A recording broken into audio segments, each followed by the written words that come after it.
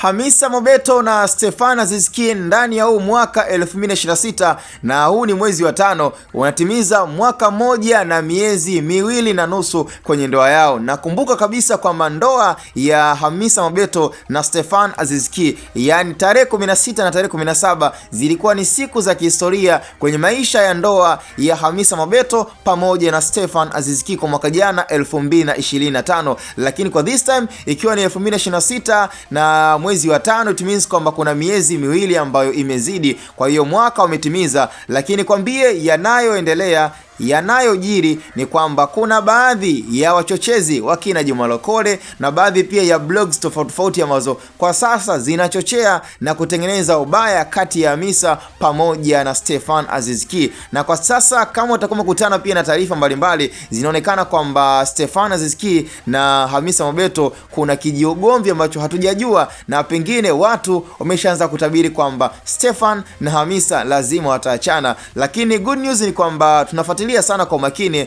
na kujua yanayoendelea, na nikufahamishe, nikutoe hofu mtu wangu wa nguvu ambaye uko sambamba na mimi na unafuatilia kabisa Hotboy Media kwa makini kabisa. Hamisa na Stefan Aziz Ki kwa sasa hivi nikwambie tu kwamba hali ipo shwari, lakini sema kuna chokochoko zinazotengenezwa na baadhi ya wambea, yani kiasi kwamba wanatengeneza shoti kati ya Hamisa pamoja na Stefan Aziz Ki, lakini celebration ambayo ipo na kwa sasa wakiwa wanasherehekea mwaka mmoja na miezi miwili kwenye ndoa yao, kwa hiyo ni kitu kikubwa na wanaishi vizuri. Stefan Aziz Ki anaendelea pia kuishi maisha yake ambayo alikuwa anaonyesha upendo kama kawaida mpaka leo hii. Sema sasa shida ambayo pia walimwengu wanaanza kuitengeneza ni kwamba kati ya Stefan Aziz Ki na Hamisa Mobeto nani mwenye shida, yani kuhusu ishu ya Hamisa kupata mimba. Tukiangalia ndoa hiyo ina mwaka na miezi kadhaa, tulitegemea kwa asilimia kubwa kwa kuwa Hamisa anajiweza kipesa, tukienda pia kwa Stefan Aziz Ki anajiweza, kwa hiyo tulitegemea kwa asilimia kubwa sana kumuona Hamisa ndani ya mwaka mzima, basi lazima tu kungekuwa na kile kijimwezi ambacho angeweza kupata mimba ya Stefan Aziz Ki. Lakini cha ajabu mambo yamekuwa ndivyo sivyo. Sasa tunaanza kuwa na hofu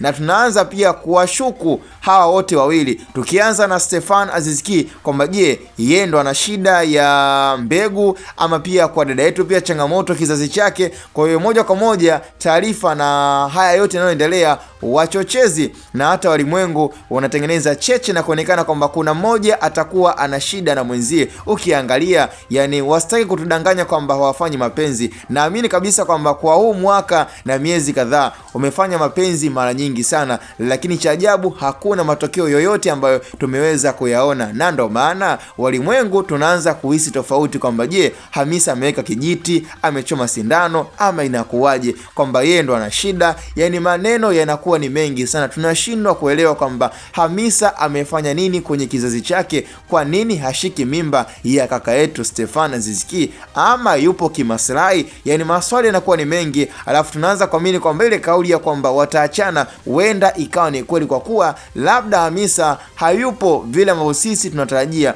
Huenda akawa anachuma pesa, lakini mwisho wa siku akaja akajiachia, kwa kuwa lengo kama unavyojua kabisa, pengine kwa mwanamke ambaye angekuwa ana uhitaji na mtoto, basi nikwambie kwa sasa Hamisa angekuwa ana mimba. Lakini tunashindwa kuelewa nani mwenye shida kati ya Hamisa na Stefan Aziz Ki. Aidha kuna mmoja na shida ama pengine kuna ishu ambayo imekaa kimikakati ya dada yetu Hamisa Mobeto. Mimi sina la ziada, lakini tukutane kwenye upande wa comment hapo mtu wangu wa nguvu.